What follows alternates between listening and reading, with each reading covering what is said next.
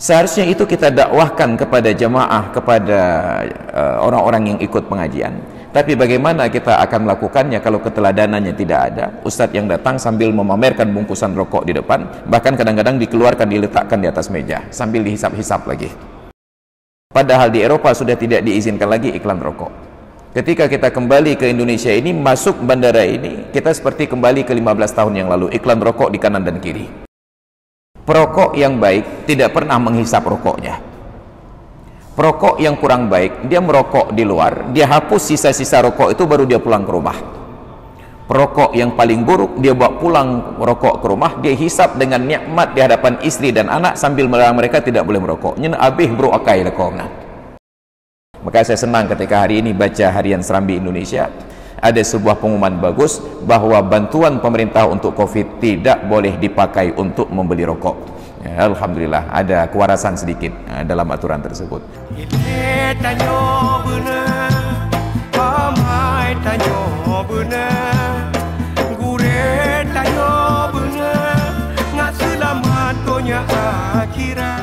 Tetap saja dengan protokol dakwah bahwa yang paling penting dari para dai tersebut, yang pertama adalah akhlak dan yang kedua keteladanan.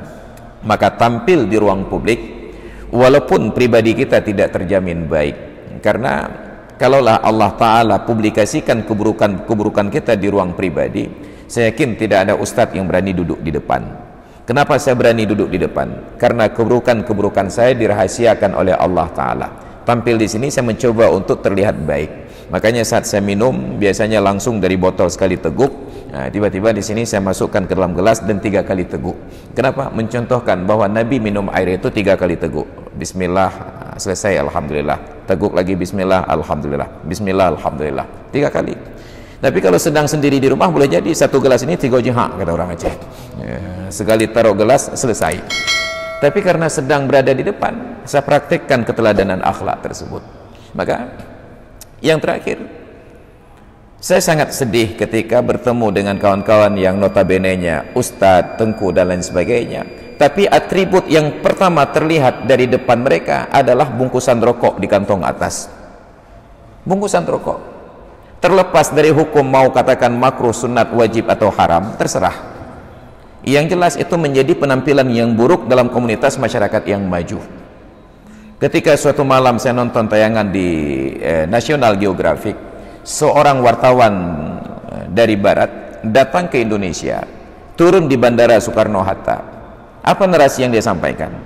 Memasuki koridor bandara ini, kita seolah-olah kembali ke masa 15 tahun yang lalu. Kenapa? Karena di koridor tersebut terpampang iklan-iklan rokok. Padahal di Eropa sudah tidak diizinkan lagi iklan rokok. Ketika kita kembali ke Indonesia ini, masuk bandara ini, kita seperti kembali ke 15 tahun yang lalu, iklan rokok di kanan dan kiri. Olahraga disupport oleh rokok. Jangan dulu berbicara faktor hukum agama, ambil saja secara logika. Seorang suami yang baik, setiap kali dia makan enak di luar, dia akan bungkus makanan itu untuk dibawa pulang ke rumah, dinikmati oleh istri dan anak-anak. Itu seorang suami yang baik. Seorang suami yang kurang baik, dia makan enak di luar, dia usahakan tidak ada jejak dan sisa untuk diketahui oleh istri dan anak-anak di rumah. Bahkan kalau dia makan durian di luar, sampai greupnya itu tidak lagi berbau durian, baru dia pulang ke rumah. Seorang suami yang jahat, dia bawa pulang makanan ke rumah, dia makan sendiri di rumah, ketika istri dan anak-anak minta dilarang. Hajit, nyo khusus ke yah mentah. Bayangkan seorang perokok. Merokok itu nikmat baginya. Pernahkah ada perokok yang saking baiknya dia bawa pulang rokok ke rumah lalu ditawarkan, "Pim kata tiba ke perumahan tiba bak tepo." Perokok yang baik tidak pernah menghisap rokoknya.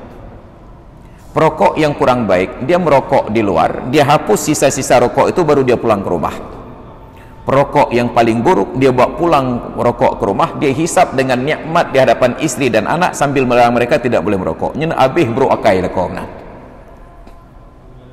Itu suami yang paling buruk. Dia nikmati sendiri dan dia larang anak istrinya untuk ikut menikmati. Itu logika saja, nggak perlu berbicara dalil agama. Bayangkan Anda makan makanan enak. Bila Anda seorang yang baik, Anda teringat bawa pulang untuk istri dan anak-anak. Bila Anda kurang baik karena barangkali keterbatasan dan lain sebagainya, Anda nikmati di luar, Anda hapus bekasnya, bahkan kantongnya dibuang agar tidak terlihat oleh istri dan anak-anak. Tapi ketika Anda seorang yang jahat, Anda pula bawa pulang makanan yang enak, Anda nikmati dan pertontonkan kenikmatan itu di hadapan istri dan anak-anak sambil melarang mereka, enggak boleh makan, ini khusus untuk saya saja. Maka itu yang terjadi pada perokok sekarang. Seharusnya itu kita dakwahkan kepada jamaah, kepada orang-orang yang ikut pengajian.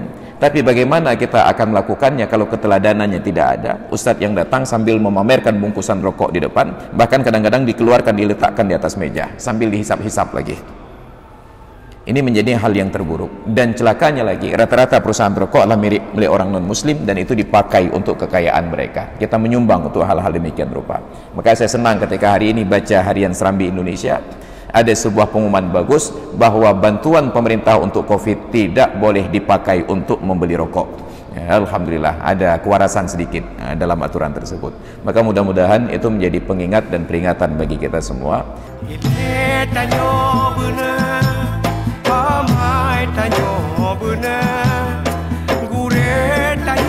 bener, nggak selamat konya akhir.